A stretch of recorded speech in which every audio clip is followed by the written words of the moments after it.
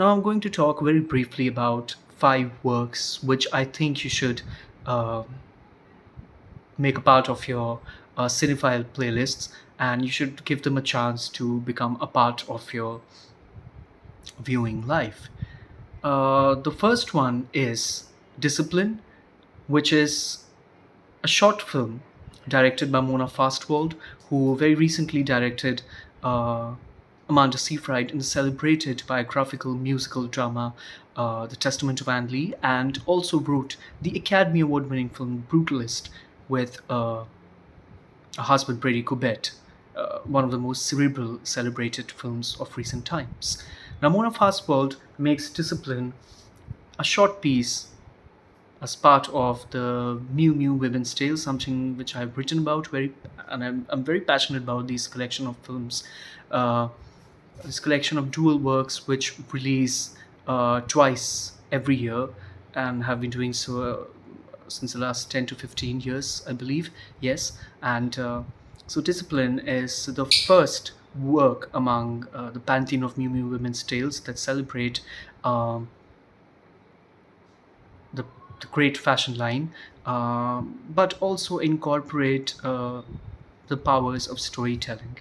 A discipline actually makes use of puppetry and marionettes uh, with a deep sense of mystery uh, by situating movements and masked faces and body language in order to make a profound comment on censure, on censorship, authoritarianism, and also this innate human desire for freedom, which bursts forth in the final half of this short piece, which is beautifully photographed, wonderfully choreographed by Celia Rosenhall, who's a celebrated figure in independent film and dance.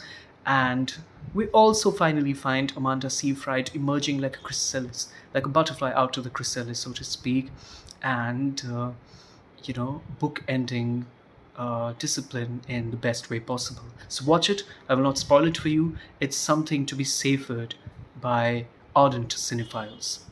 The next work I'm going to talk about is Touki Bouki, Jibril Diop Mambeti of Senegal's um, masterwork, which has traveled the world since its release in the 70s. And it's about myth, legends, folklores, um, the battle between modernity and tradition, imperialism, interjecting upon traditional modes of thinking about a more tribal and indigenous manner of observing life, um, making inroads through modern lingua franca, through modern um, pursuits, and the desire to make a passage from Senegal, which was, of course, a French colony, to Paris for opportunities and a good life ahead.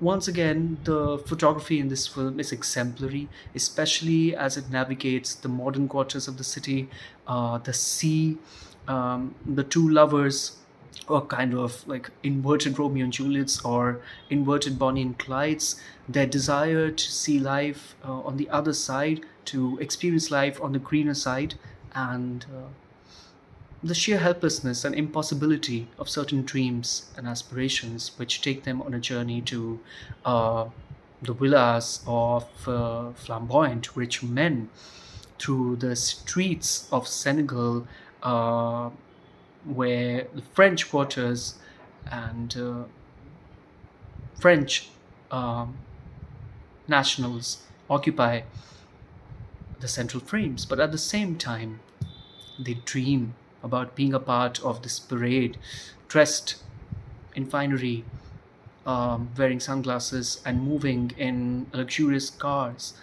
as local citizens of the city of Dakar along this. And they try to find many ways in order to find their own passage through this world. But in the end, the woman leaves on a ship to Paris, while the man, who is affected by many, many, many points, of mental and cultural responsibilities stays back. Trauma is at the heart of the story, even though it may not announce itself.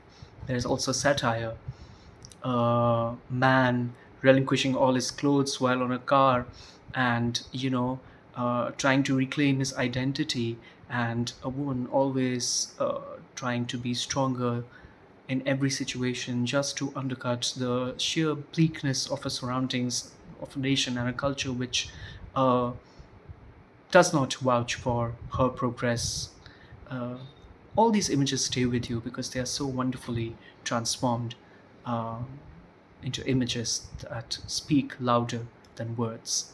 So that is Touki Bouki for you, an exemplary part of new wave African cinema and world cinema in general.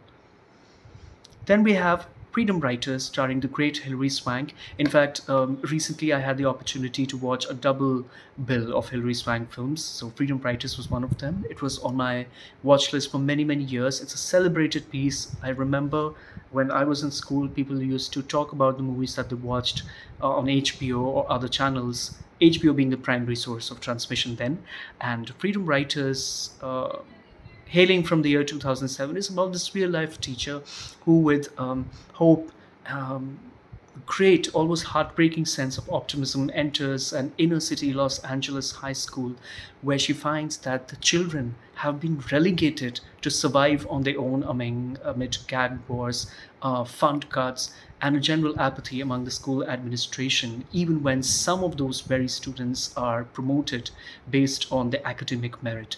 But it is always an act of condescension until Hilary Swank comes forward and makes them realize and finds to her own merit that she can transform the classroom beyond the page, and hence begins a journey of fusing rap music, Shakespeare's texts, and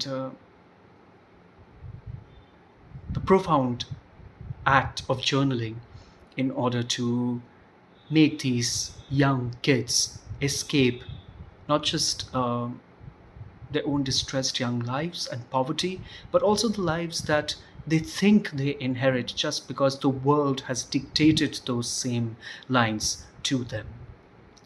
Um, and whenever we think about such films, we think about the white savior narrative. I didn't find any because Hilary Swank was just, and she's always portrayed these individuals of merit.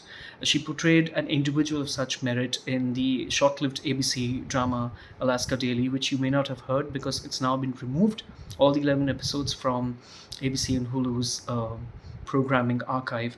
But I watched it, and I think Hilary Swank really um, sort of how should I put it, specializes in playing these strong, determined, headstrong characters who always has a penchant to change things without making it about herself.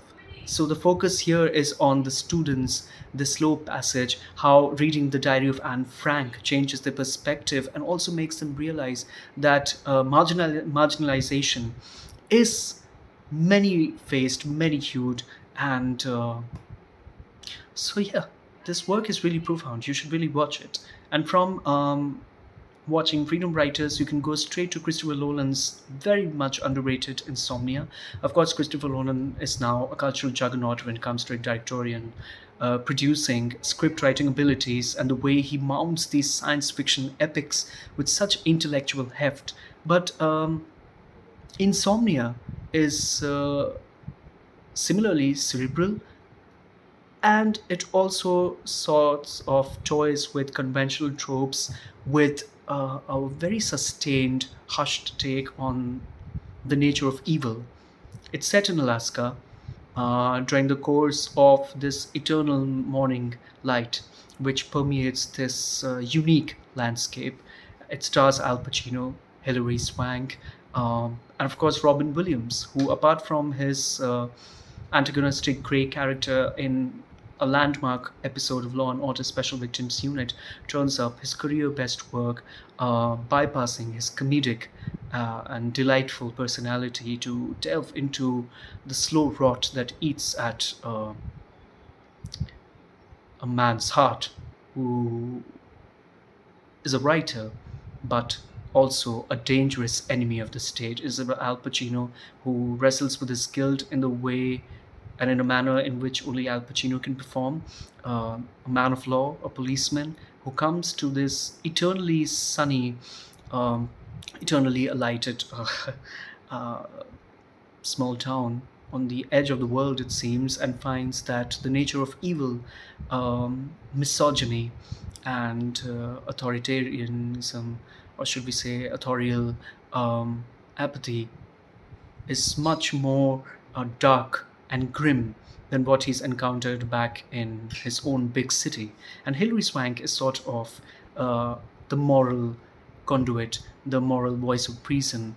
She is almost like a rookie cop who has great passion for her job, but discovers down the line that protocol and following the same forks of law and order do not serve a part of the world, or do not serve human interests which have already suffered a great uh, inhuman blow, and is now experienced on a subterranean level, so to speak. And then we move towards Jafar Panahi's It Was Just an Accident, a work which deals with the aftermath of trauma, of state sanctioned violence, of mental health troughs, of a civilization, a citizenry, a city, and a country in perpetual distress, because the theocratic regime not just imprisons you literally, but also fetters your mind, heart, and soul to to a point where you all that is left in you is blatant anger, hopelessness, and vindictive tempers. So while it makes a great moral cause its own, it also grapples with how innately decent common day individuals deal with their grief, with their trauma, with memories of torture, and try to transmute their vigilantism, their sense of justice when a child's distress sort of not interjects, but uh, becomes a part of their journey towards redressal. Uh, it is set in Tehran. It concerns 5 or 6 individuals who have all been tortured by the state, um, just because they wanted to canvass for their individual rights as citizens of Iran or anywhere in general. And the great thing about this work is it's very particular, but at the same time, you can feel it in your bones that it is speaking to a universal order of things. The repression, the oppression that percolates and seeps down to our very soul is at the heart of darkness here. It Was Just an Accident begins as a tale of vigilante justice, but it ends as a tale of protracted moral collapse, dealing with your own sense of civic and moral responsibility. And while it does not erase the fear and the dread that comes with living in an atmosphere of totalitarianism, it tries to reach for a place of um, suspended forgiveness, so to speak. And last but not the least, I'm going to talk about The Blair Witch Project, a movie that changed the face of independent filmmaking when it premiered at Sundance 1999. I had the opportunity to watch it a few weeks ago. It's a story about 3 documentary filmmakers who go into the Maryland forests and interview locals who have their own individual takes on the Blair Witch legend, who's a witch who seemingly haunts these forests since the years of witch trials and when things were more parochial and primitive. Uh, it's an American piece of filmmaking which is effective from the word go, where it's a camaraderie between these 3 friends and documentary filmmakers, their youthful, boisterous energy, the way they camp out into the forest, and then the realization that fear divides you. It breaks you. It breaks the spell of youthfulness. It breaks the spell of your boisterous positivity. It sort of breaks your spirit when you think that there is something deeper and inexplicable that is in the midst of you. And it also toys with the idea how psychological dread sometimes is not just something which is irrational, but it is something we all harbor, whether we are men, women, young, old, live in the most crowded part of city, or are relegated to most alien stretches of suburbia, or in this case, a forest, which already, as legend goes, is haunted by the supernatural force. The way it is filmed during nighttime to night cameras, and the way the screams and the shrieks and the movements unfold without actually showing the face of evil is exemplary. It is what horror filmmaking should do. Without employing cheap gimmicks or trickery, it makes that sense of fear enter your inner core, which is something we feel very deeply about. And the final segment where they enter this abandoned building, and one of the friends who's already been lost, and during the course of the journey they come back to the same spot from where they began, implying that this forest is almost a mirage and a trap which will not let them go, and the greater mystery about what actually happens, because we do not know how it all ends for these three friends. uh, the Blair Witch Project is truly haunting in the best way possible, but it also deals with the subterranean fears, the psychologies that